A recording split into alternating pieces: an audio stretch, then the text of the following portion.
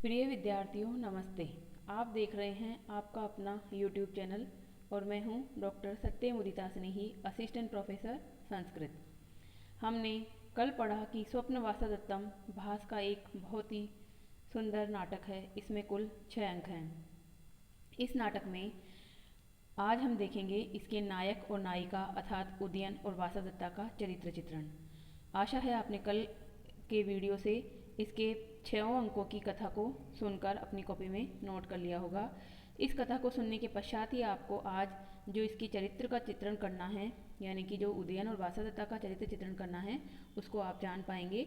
इसमें उदयन जो हैं वो नायक हैं, वो धीर ललित नायक हैं और वासवदत्ता इसकी नायिका है, मुख्य नायिका है। वैसे नायिका इसमें 2 है, वासवदत्ता भी है और पद्मावती भी है, परंतु वासवदत्ता इसकी मुख्य नायिका है। वासवदत्ता का चरित्र चित्रण हम पहले करेंगे, फिर हम पद्मावती का भी चरित्र चित्रण करेंगे। तो जो वासवदत्ता है वह उदयन की पहली पत्नी है, यानी कि प्रधान नायिका है और उसकी पटरानी है एक तरह से, ये आपको पता है। और उदयन का और वासवदत्ता का प्रेम विवाह हुआ है, ये भी हमने जाना था योगेंद्रायण, प्रतिज्ञा योगेंद्रायण नामक ग्रंथ से और स्वप्न वासवदत्तम नामक ग्रंथ से। आज हम देखते हैं इसके प्रमुख पात्रों का चरित्र चित्रण। उसमें भी हम देखेंगे प्रमुख पात्र कौन से हैं इसमें। तो इसमें है उदयन और वासवदत्ता। तो आज हम सबसे पहले नायक के रूप में जो उदयन है उनका चरित्र चित्रण करते हैं। ये एक पुरुष पात्र हैं। उदयन जो हैं वो वत्स देश के राजा हैं और नाटक में इनकी पृष्ठभूमि नायक के रूप में है। अब नाटककार जो हैं वो जिस रूप में नाटक के नायक जो उदयन का प्रस्तुतिकरण करते हैं, उससे उनकी चरित्र की कुछ विशेषता निकल के आती है। और आपके एग्जाम में बड़ा प्रश्न आता है 15 नंबर का कि जैसे उदयन का चरित्र चित्रण करिए, स्वप्न वासवदत्तम नाटक के आधार पर उदयन का चरित्र चित्रण करिए। तो हम जो उदयन हैं वह धीर ललित के रूप में यहाँ पर वर्णित हैं। नायकों के 4 प्रकार होते हैं संस्कृत साहित्य में: धीर ललित, धीर प्रशांत, धीरोदात और धीर उद्यत। यानी कि सब में धीर शब्द तो जरूर होगा, तो पीछे ललित, प्रशांत, उदात और उद्यत, इस तरह के 4 विभाजन होते हैं। तो ये जो उदयन हैं, जो कि भास के उदयन है, एक तरह से महाकवि भास के द्वारा वर्णित किए गए हैं, वो उदयन हैं, वह धीर ललित नायक हैं। धीर ललित क्या होता है नायक? इसमें धीर यानी धैर्य गुण होता है और ललित यानी ललित कलाएं होती है। ललित कलाएं मतलब गीत, संगीत, वाद्य कला प्रिय होने वाला है। और धीर यानी धैर्य नामक गुण होता है जो। तो जो ग्रंथ होते हैं 10 रूपककार हैं धनंजय, उन्होंने 10 रूपक में वर्णन किया है कि धीर ललित की परिभाषा क्या होती है। तो वहाँ उन्होंने परिभाषा दी है, संस्कृत में एक कोटेशन है: निश्चिंतो धीर ललितः कलासक्तः सुखी मृदु। यानी कि धीर ललित नायक वह होता है जो निश्चिंत होता है। निश्चिंत अर्थात जो अपने राजपाट का भार अपने मंत्रियों को, अपने मित्रों को सौंप देता है, इसलिए वो बहुत निश्चिंत होता है, चिंता से रहित होता है। और जब वो चिंता से रहित होता है, उसे राजपाट नहीं संभालना होता है, तब वह क्या करता है, वो ललित कलाओं में अपना ध्यान लगाता है, यानी विविध कलाओं से प्रेम करने वाला होता है, जिसमें वीणा वादन या नृत्य संगीत में रुचि लेने वाला या फिर ग्रंथों को लिखने वाला, इस तरह का। तो ये यहाँ हमें पता है कि उदयन भी इसी प्रकार के हैं।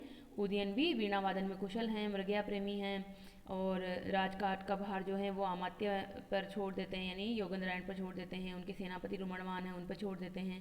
तो इस प्रकार से वह विविध कलाओं में समय दे पाते हैं। फिर आता है भोगों में आसक्त रहने वाली। भोग अर्थात तरह तरह के जो भोग होते हैं, खान पान भी हो सकते हैं, नृत्य संगीत इत्यादि हैं। श्रृंगार प्रिय, श्रृंगार प्रिय मतलब खुद भी वो श्रृंगार रस में रुचि लेने वाले होते हैं और उनका रूप सौंदर्य भी बहुत ही सांगारिक होता है, रूपवान भी होते हैं वो। सुखों को भोगने वाले हैं, सुखों से विरक्ति नहीं होती बल्कि सुखों को भोगते हैं, चाहे वो पत्नी का सुख हो, चाहे किसी भी तरह का सुख हो, मृगया का सुख हो या और भी नृत्य गान वीणा वादन का सुख हो, इस तरह से। मृदु स्वभाव, स्वभाव उनका बहुत ही कोमल होता है। हमें पता है कि यहाँ पे उदयन अपने मित्र वसंत के साथ बहुत ही मृदु स्वभाव में पेश आते हैं और अन्य भी वह बहुत ही मृदु स्वभाव वाले दिखाई पड़ते हैं। शिष्ट व्यवहार करने वाले, शिष्ट व्यवहार में क्या होता है, जैसे कि अपने बड़ों के प्रति सम्मान दिखाना। तो जो उदयन है, जब हम इसको 6ठे अंक पे पहुँचते हैं तो वहाँ देखते हैं कि जब वासवदत्ता के माता पिता के द्वारा भेजे गए जो 2 सेवक हैं धात्री और कंचुकी वहाँ पहुँचते हैं, तब वह उनके आदेश को सुनने के लिए उठ खड़े होते हैं। तो इस तरह से वो शिष्ट व्यवहार करते हैं। इस तरह से वो सम्मान प्रकट करते हैं कि जैसे कोई वास्तविकता के माता पिता ही वहाँ सामने आकर उन्हें उपदेश दे रहे हैं या आदेश दे रहे हैं। इस प्रकार का जो व्यवहार करने वाला नायक होता है वह धीर ललित कहलाता है, अर्थात निश्चिंतो धीर ललित है कलासक्तो सुखी मृदु। अब धीर ललित तो है ही, परंतु जो उदयन है यहाँ पर स्वप्न वासवदत्ता उनका जो उदयन है उसे धीर उदात्त गुणों से भी युक्त बताया गया है। धीर उदात्त गुण का मतलब क्या है कि ऊंचे गुण, उदात्त यानी उच्च गुण, उच्चतम बनाने वाले गुण, यानी कि जैसे कि जो उदयन है वो अपनी ही पत्नी से प्रेम करते हैं, वह जब तक उसके प्रेम को मतलब याद रखते हैं, बिल्कुल भुला नहीं पाते। दूसरी पत्नी से उनका विवाह मजबूरी में होता है, उसके लिए वो हामी भर देते हैं, पर फिर भी वो पहली पत्नी को नहीं भूल पाते, यानी वो पत्नी परायण है यहाँ पर। और बहुत सारा है कि वो दुख में दुखी तो होते हैं, परंतु जल्दी ही वो अपनी स्वस्थिति में आ जाते हैं, युद्ध के लिए तैयार होते हैं, तो वीरोचित उनमें गुण है। तो इस प्रकार के उदात्त गुण भी उनमें हैं। उदात्त गुण राम में देखे जाते हैं। जो हमारे संस्कृत साहित्य में 4 प्रकार के नायक हैं, तो धीर ललित उदयन में माना जाता है, धीर प्रशांत चारुदत्त में माना जाता है, जो हमने पढ़ा था इसमें दरिद्र चारुदत्त नाम का जो ग्रंथ था उसमें धीर प्रशांत नायक है। धीर उदात्त नायक जो है वो राम होते हैं, जो प्रतिभा नाटक या अभिषेक नाटक में राम है वो। और धीर उद्यत जो नायक होता है वो भीम होता है, जैसे कि दूत घटोत्कच में या अन्य जो ग्रंथ हैं भीम आधारित कुरुभंगम इत्यादि उनमें। तो ये इस प्रकार से नायकों के 4 प्रकार होते हैं। तो धीर ललित प्रकार के नायक हैं उदयन। अब देखते हैं हम दूसरा पॉइंट, विविध गुण संपन्न। तो अब जो मैंने समझाया है उसी से निकल के आएंगे अलग अलग तरह के गुण। तो आप इसको अगर एक शब्द में कहना पड़े नायक का चरित्र चित्रण कीजिए तो धीर ललित नायक हैं उदयन, इस प्रकार से कह के भी समाप्त कर सकते हैं। पर जब बड़ा प्रश्न आए तो आपको अच्छे से समझाना पड़ेगा पॉइंट के हिसाब से कि किस तरह से धीर ललित होते हुए भी उनमें विविध प्रकार के गुण हैं। तो दूसरा पॉइंट देखिए, विविध गुण संपन्न। विविध गुण यानी पराक्रमशील हैं। उदयन बहुत ही पराक्रमशील हैं, युवा हैं, शास्त्र धन के सभी तत्व उनमें भली भांति विद्यमान है। शास्त्र मतलब शास्त्र यानी क्षत्रिय, क्षत्रिय होने के गुण, यानी कि युद्ध में रुचि लेने वाला, पराक्रमी इत्यादि। वह अत्यंत ही रूपवान हैं, बहुत ही सुंदर हैं, क्योंकि वासवदत्ता के पिता प्रद्योत महासेन ने उन्हें इसीलिए चुना था कि वो रूपवान भी हैं, वो उच्च कुल के भी हैं, वो वीर भी हैं और वो अच्छे उसके भी हैं, साम्राज्य के धनी भी हैं। तो इस प्रकार से और इस प्रकार के गुणों के होने की वजह से सभी प्रकार से उसकी प्रशंसा होती है। द्वितीय अंक में वासवदत्ता उन्हें दर्शनीय कहती है। दर्शनीय यानी दर्शन के योग्य, जिनका दर्शन किया जा सके। और तृतीय अंक में चेटी, चेटी यानी दासी ने उन्हें क्या कर दिया कि सर चापहीन कामदेव। कामदेव क्या होते हैं? प्रेम के देवता होते हैं। और शर यानी बाण और चाप यानी धनुष। तो धनुष और बाण से रहित कामदेव ही है मानो, यानी कामदेव ही शरीर रूप धारण करके उदयन के रूप में धरती पर आ गए हैं।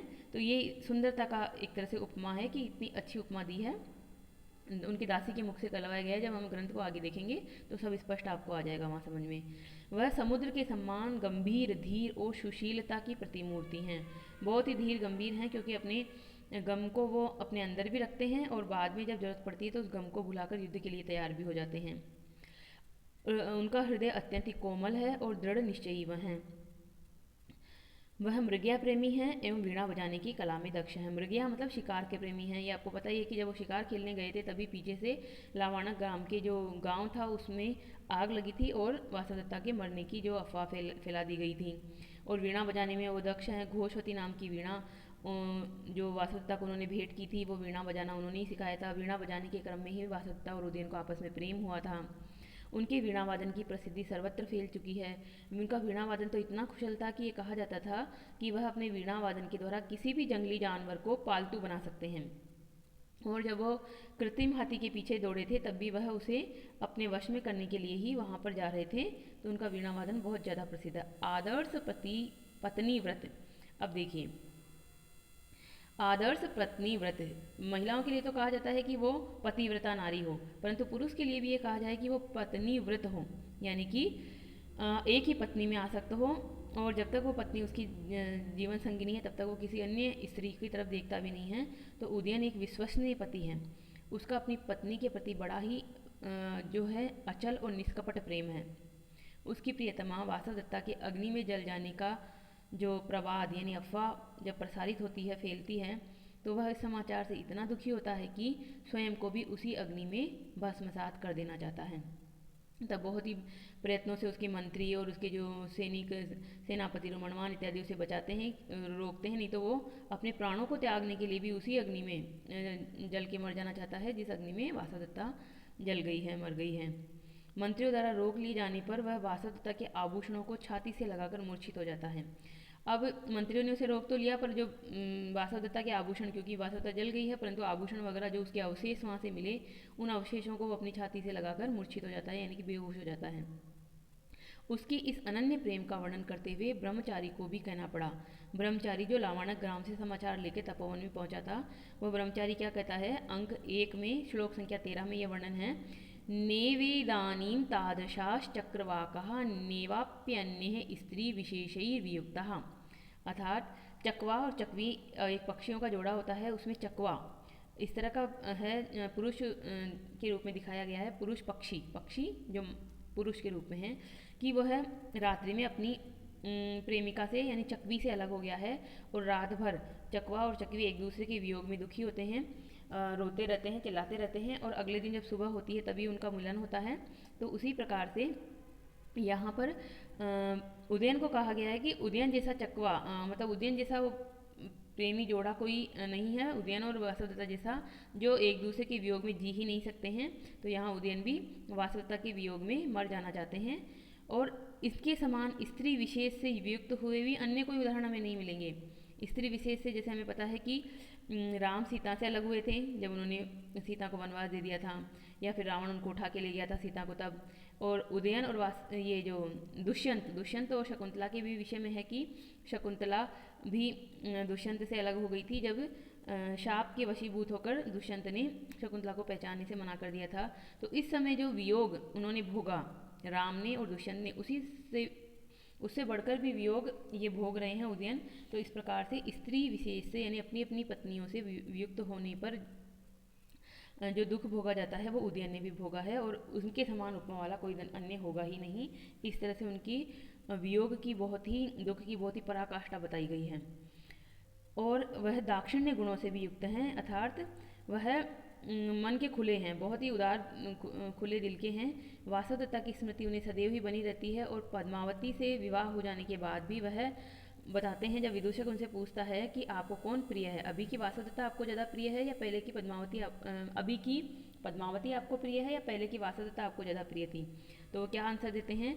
पद्मावती बहुमता मम यद्यपि रूपशील माधुर्यई वासवदत्ता बद्धम न तो तावन में मनोहरती। कहते हैं वो कि पद्मावती रूपशील और मधुरता नाम के गुण से बहुत ही अच्छी है, यानी बहुत ही रूपवान है, बहुत ही चरित्र वाली है, बहुत ही मधुर वाणी वाली है, परंतु वासवदत्ता में जो मेरा मन लगा हुआ है, मन बंधा हुआ है, उस मन को वो अभी तक हरण नहीं कर पाई है, यानी मैं वासवदत्ता को नहीं भूल पाया हूँ। यद्यपि मैं पद्मावती से विवाह कर चुका हूँ और पद्मावती को भी मैं चाहता हूँ, परंतु मैं अभी वासवदत्ता को नहीं भूल पाया हूँ। तो इसका कहने का मतलब ये नहीं है कि वह पद्मावती से कम प्रेम करता है, पद्मावती के प्रति भी उनका प्रेम उतना ही जो है उत्कृष्ट है। वह उसके सिर दर्द की बात सुनकर व्याकुल हो जाते हैं तथा मन में अनेक प्रकार की आशंकाएं करते हुए कहते हैं। जब पद्मावती के बारे में पता चलता है कि उसको सिर दर्द हो रहा है, पंचम अंक में ये घटनाक्रम है, तो वह दुखी होकर क्या कहते हैं कि उसकी सबसे पहले तो उसकी हालचाल जानने के लिए वहाँ समुद्रगढ़ में पहुँचते हैं, और वहाँ पहुँचने से पहले ही उनके दिमाग में क्या श्लोक आता है? 5वें अंक का दूसरा श्लोक है, ये देखिए, रूप श्रियाम समुदिताम गुणतश्च युक्ताम लब्ध्वा प्रियां मम तु मंदः इव अद्य शोकः पूर्वाभिघात सरुजो अपि अनुभूत दुःखः पद्मावतीम अपि तथैव समर्थयामि। अब पद्मावती के बारे में कह रहे हैं कि पद्मावती रूप वाली है, श्रिया यानी अच्छी शोभा वाली है, बहुत ही गुण से युक्त है। ऐसी प्रिया को पाकर मेरा जो मन है वो आज मन का शोक कम सा हो गया है। और वो मन कैसा था, वो शोक कैसा था? पूर्वाभिघात सरुजो, पहले के अभिघात से पीड़ित, क्योंकि पहले का अभिघात क्या था इनका कि इन्होंने वासवदत्ता को खो दिया था। तो वासवदत्ता को जब खो दिया है तो आज इन्हें लग रहा है कि पद्मावती को सर दर्द हो रहा है, हो सकता है कोई बड़ी बीमारी हो जाए और मैं वासवदत्ता को भी ये पद्मावती को भी खो दूँ। तो उनके मन में ऐसा आता है, यानी कि दूध का जला छाछ को भी फूंक फूंक कर पीता है, ये जो कहावत है वो यहाँ पर है कि वासवदत्ता के दुख को ये भोग चुके हैं, वासवदत्ता के वियोग के दुख को। तो अब पद्मावती को जब पीड़ा हो रही है, रोग हो गया है, उन्हें सर दर्द हो रहा है, तो वह ऐसे कहते हैं कि पद्मावतीम अपि तथैव समर्थयामि, पद्मावती को भी उसी प्रकार समझ रहा हूँ। यानी कि हो सकता है कि ये विधाता जो हैं पद्मावती को भी मेरे से छीन ले और मेरे को पुनः दुख के सागर में डुबो दे। तो इस प्रकार से वह कहते हैं, इस श्लोक से पता चलता है कि जो उदयन है वो वासवदत्ता से तो प्रेम करते ही थे, परंतु पद्मावती से भी वो मन से प्रेम करते हैं। ऐसा नहीं है कि वो पद्मावती से प्रेम नहीं करते हैं। तो इस प्रकार से ये उनका दोनों को, मतलब पहले वाली को अभी नहीं भूले हैं वासवदत्ता को, नई वाली को अभी पूर्णतः स्वीकार नहीं कर पाए, पर फिर भी वह प्रेम उससे करते हैं। विलास प्रिय, विलास मतलब भोग विलास में रत रहने वाले। तो उदयन यद्यपि वीर हैं, बहुत ही आदर्श पुरुष हैं, परंतु मानव होने के नाते कुछ कमजोरियां भी उनके चरित्र में हैं। उदाहरणार्थ वह इतना अधिक विलासी और काम प्रिय है कि वासवदत्ता के लावण्य में आसक्त हो जाने के कारण राज्य तक को खो बैठता है। तो ये जो राज्य को खो दिया उन्होंने, ये वाली जो बात है वो विलास प्रिय वाली बात है। यानी कि इसमें एक हमें भी एक शिक्षा मिलती है कि अपने हर काम की एक सीमा होनी चाहिए, सीमा का उल्लंघन नहीं करना चाहिए। वासवदत्ता से प्रेम था उन्हें, तो प्रेम होना चाहिए था, पर तो राजा होने का जो उनका कर्तव्य था कि प्रजा के पालन पे ध्यान देते, कोई शत्रु अगर आक्रमण कर रहा है तो उसका प्रतिकार करते, इस तरह से अपने राज्य की रक्षा करते कि उनका राज्य उनका शत्रु छीन ना पाता। तो इस प्रकार से जो हैं वो उनको विलास प्रिय है और उनमें एक मानवीय कमजोरियां हैं। तो ये मानवीय कमजोरियां होने की वजह से ही वो क्या है, धीर ललित प्रकार के नायक हैं। क्योंकि धीर ललित प्रकार का नायक क्या करता है, अपना सारा राजकाट का भार अपने मंत्रियों को, मित्रों को सौंप देता है और खुद जो है वो विलासिता में, भोग विलासों को भोगने में लग जाता है। वीरता एवं व्यवहार कुशलता। अब देखिए, वीर तो है ही वो, क्योंकि धीर ललित नायक होने पर भी उनमें शौर्य गुण का अभाव नहीं है। पंचम अंक के अंत में जब उसे सूचना मिलती है कि रुमणवान ने आरोनी पर आक्रमण कर दिया है, तो वह वीरोचित शब्दों में कहते हैं। पांचवा अंक का अंतिम ये श्लोक है। देखिएगा यहाँ पे श्लोक पे 3-13 की जगह आप इसको सुधार कर लीजिएगा, 5-13 है, यानी पंचम अंक का 13वां श्लोक है ये। उपेत्य नागेन्द्र तुरंग तीर्णे तमारुणीम दारुण कर्म दक्षम विकीर्ण बाणोग्र तरंग भंगे महार्णव आभे युधि नाशियामी। तो जब उन्हें बताया जाता है कि रुमणवान जो है वो सेनापति है इनका और वह आरोनी पर आक्रमण कर दिया है, तो राजा को भी अब जाना है। राजा भी युद्ध में एक तरह से चलने के लिए तत्पर हो जाते हैं और बिल्कुल कहते हैं कि मैं अभी उस जो दारुण कर्म दक्ष, यानी कि बुरे कर्मों को करने में जो कुशल है, वो आरुणी नाम का शत्रु है, उसको मैं इस तरह से युद्ध में तितर बितर कर दूंगा, जिस तरह से जो समुद्र में लहरें उठती रहती है और समुद्र में अनेक प्रकार के जीव विचरण करते रहते हैं, उसी प्रकार से वहाँ पर बाणों की वर्षा होगी उस युद्ध रूपी समुद्र में, और मैं उसको बिल्कुल मार डालूंगा, युद्ध में उसका नाश कर दूंगा। महाअर्णवाभे युधि नाशयामी। इस प्रकार से पंचम अंक का यह अंतिम श्लोक है। और इस वाक्य की जो अपेक्षा किसी वीर और साहसी पुरुष से ही की जा सकती है। ऐसा वाक्य तो कोई वीर व्यक्ति बोलेगा, कोई कायर व्यक्ति, कोई भीरू व्यक्ति, कोई विलासी व्यक्ति ऐसा बोल ही नहीं सकता। तो इस प्रकार से ये उनके गुण हैं। अब देखते हैं हम, उदयन व्यवहार कुशल भी हैं, क्योंकि गुरुजनों के प्रति सम्मान की भावना उनमें बिल्कुल भरी पड़ी है। जब महासेन तथा अंगारवती, ये दोनों कौन हैं? महासेन जो है वो वासवदत्ता के पिता है और अंगारवती वासवदत्ता की माता है। तो जब महासेन तथा अंगारवती के यहाँ से आया हुआ एक ब्राह्मण तथा धात्री संदेश सुनाते हैं, तो क्या आज्ञा है कहकर वह आसन से उठ जाते हैं। जो व्यक्ति किसी के आदेश को सुनने के लिए आसन से उठ जाता है, वह गुरुजनों के प्रत्यक्ष होने पर कितना सम्मान करेगा, यह सहज अनुमेय है। तो उसके सास ससुर की तरफ से आए हुए दो सेवक हैं, एक ब्राह्मण और एक धात्री, जो कि वासवदत्ता की धात्री थी। वो दोनों जब समाचार सुनाते हैं तो उनके प्रति भी वो अपने आसन से उठकर कहते हैं कि क्या आज्ञा है। यानी कि वह महासेन के प्रति ही एक तरह से सम्मान प्रकट करते हुए ये व्यक्त करते हैं कि मैं महासेन के सामने खड़ा हुआ हूँ, महासेन का ही ये सेवक है, तो महासेन को जो सम्मान मिलना चाहिए था वही वो सेवक को सम्मान देते हैं। तो जब अप्रत्यक्ष रूप से उसके गुरुजन वहाँ पे हैं, मतलब प्रत्यक्ष नहीं हैं, तब भी वो उनके प्रति इतना सम्मान व्यक्त करते हैं, तो जब सामने कोई प्रत्यक्ष रूप में खड़ा हो तो वो कितना सम्मान करेंगे। इसी प्रकार से अवंतिका को लौटाने के समय साक्षियों की नियुक्ति उदयन के व्यवहारिक ज्ञान को प्रकट करती है। अब अवंतिका, वासवदत्ता जो है वो अवंतिका के वेश में है, और अंतिम छठे अंक में जब कहा जाता है कि योगेंद्रायण जो सन्यासी के वेश में वो अपनी बहन को लेने आ जाते हैं, तो वो कहते हैं कि बहन को दे तो दोगे, परंतु कुछ साक्ष्य होने चाहिए। ऐसा नहीं हो कि बाद में योगेंद्रायण कहें कि मेरी बहन को तो आपने लौटाया ही नहीं। तो साक्ष्य के सामने इसको लौटाया जाना चाहिए। ये बात जब वो कहते हैं तो इससे इनकी व्यवहार कुशलता पता चलती है कि साक्ष्य होना चाहिए, नहीं तो बाद में न्यास के लौटाए जाने का ये आरोप भी लग सकता है कि इन्होंने न्यास को लौटाया ही नहीं था, यानी कि वासवदत्ता को सौंपा ही नहीं था योगेंद्रायण को। इस प्रकार संक्षेप में उदयन का चरित्र एक नायक के रूप में चित्रित करने में भास को पूर्ण सफल कहा जा सकता है। यानी एक नायक, नायक मतलब हीरो, जैसे मूवी का हीरो होता है उसी तरह से नाटक में हीरो हैं तो नायक हैं, और ये पूर्णतः सफल हैं। तो इस प्रकार से एग्ज़ाम की दृष्टि से आपके ये बहुत ही उपयोगी प्रश्न हैं, और इसको आप इसी तरह से कॉपी में नोट करेंगे और पॉइंट के हिसाब से तैयार करेंगे। अब हम देखते हैं वासवदत्ता, जो कि स्वप्न वासवदत्तम नाटक की प्रधान नायिका है। अब नायिकाओं के भी अनेक भेद होते हैं, स्वकीय नायिका, परकीय नायिका, सामान्य नायिका। तो ये जो वासवदत्ता है वह है वासवदत्ता दत्तम, जो स्वप्न वासवदत्तम नाटक है उसकी प्रधान सुया नायिका है। प्रधान यानी मुख्य, सुया यानी अपनी, नायिका मतलब नायिका, हीरोइन। तो सुया मतलब स्वकीया भी कह सकते हैं इसको, अपनी नायिका, यानी कि वासवदत्ता से उदयन का विवाह हुआ है और वह उनकी खुद की पत्नी है। तो पत्नी के रूप में यहाँ पे वर्णित है। सुया नायिका वह होती है जिस स्त्री का किसी अन्य से विवाह ना हुआ हो, और नायक जिससे विवाह कर लिया हो, या तो या विवाह करने पर अनुकूल स्थितियाँ हो विवाह करने की, जैसे कि कंवारी राजकुमारी, कंवारी कन्या भी हो सकती है कोई, और उसको प्रेम करने वाली उसकी मंगेतर भी हो सकती है, और इस तरह से उसकी पत्नी भी हो सकती है। तो यहाँ पत्नी के रूप में है तो ये सुया नायिका है। राजमहिषी के अनुरूप उसमें लावण्य है, बुद्धिमता है और संवेदनशीलता भी है। यानी कि राजमहिषी, पटरानी जो सभी रानियों में सर्वश्रेष्ठ होती है उसको कहते हैं राजमहिषी, उसके अनुरूप उसमें सुंदरता है, बहुत ही बुद्धिमान है वह, और संवेदनशील भी है। उसके चरित्र में जो भी विशेषताएं इस नाटक में उभरी है उनको हम निम्न पॉइंट के माध्यम से देखते हैं। तो पहला पॉइंट क्या है? स्वाभिमानी महिला। वासवदत्ता आत्मसम्मान की भावना से ओतप्रोत है, उसमें स्वाभिमान की भावना कूट कूट कर भरी हुई है। अवधीर्णा की बात सुनकर भी वह कांप उठती है। अवधीर्णा मतलब तिरस्कार, तिरस्कार की बात सुनते ही वह कांप उठती है।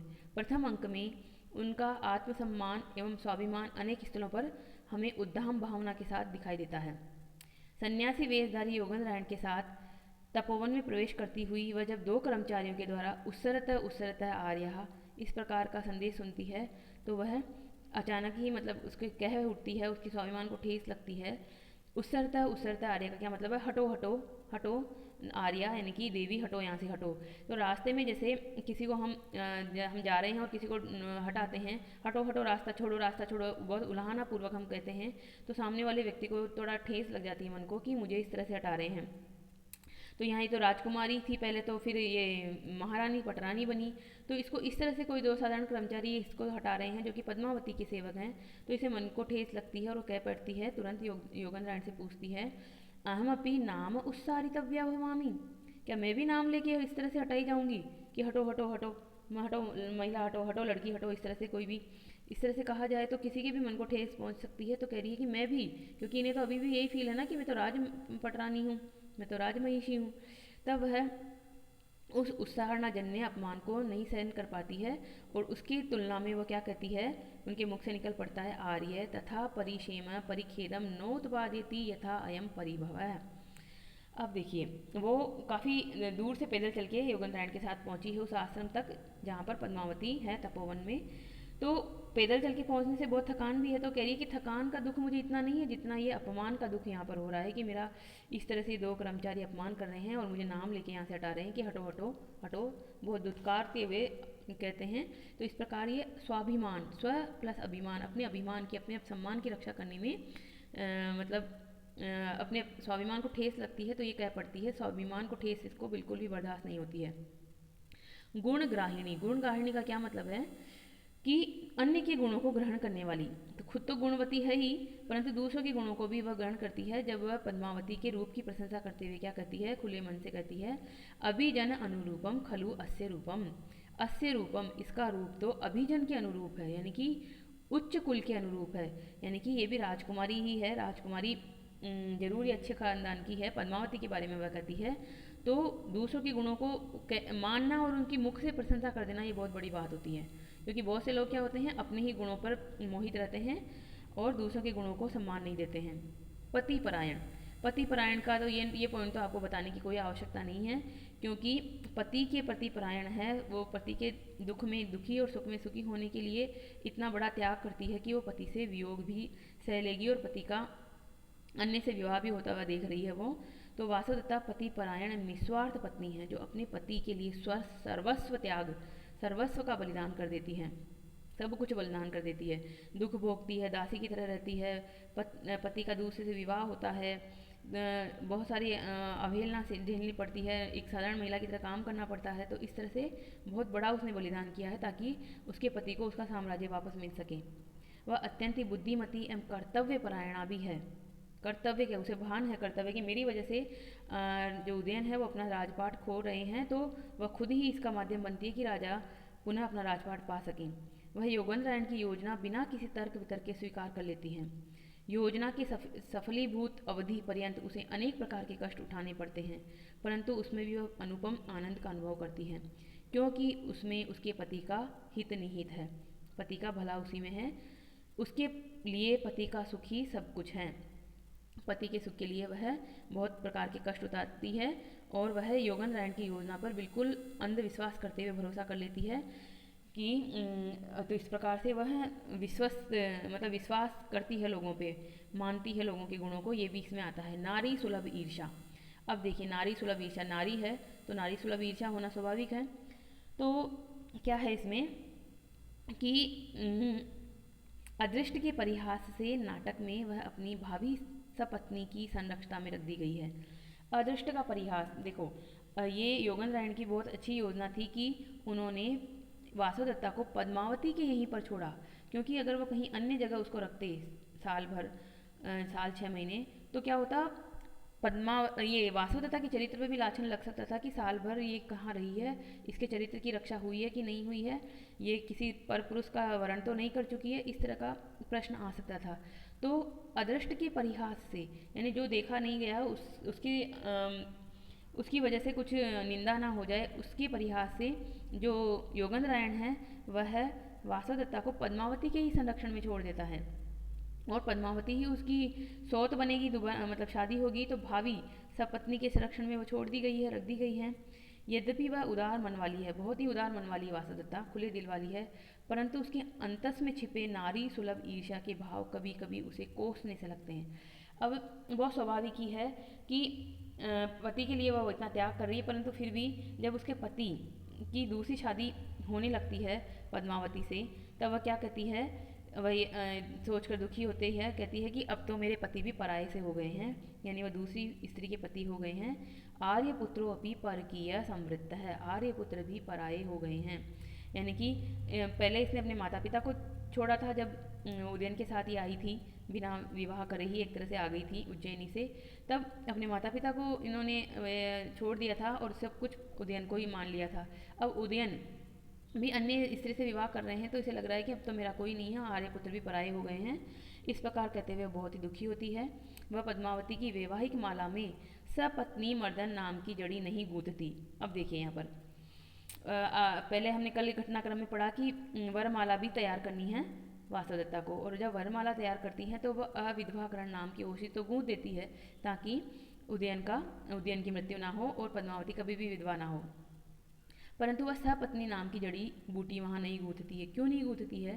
क्योंकि जब पद्मावती से विवाह हो रहा है वासुदत्ता का, पद्मावती से विवाह हो रहा है उदयन का, तो वासुदत्ता तो सपत्नी हुई ना, सौत हुई पद्मावती के लिए, तो वह अपनी ही मृत्यु का के नाम की जड़ी बूटी उसमें कैसे गूंथ सकती है? तो ये नारी सुलभ ईर्ष्या है, यानी वो अपने आप को हमेशा के लिए नहीं मार देना चाहती। उसे पता है कि मेरा पुनः मिलन होगा उदयन से, तो इसलिए ये नारी सुलभ ईर्ष्या की वजह से ही उसने सपत्नी नाम की जो जड़ी थी वो उसमें नहीं गूंथी, और उसका पति दूसरी स्त्री से विवाह विधि संपन्न कर रहा है, इसको देखने में वो असमर्थ है, और इसलिए वो प्रमद वन में चली जाती है, महल से बाहर निकल जाती है।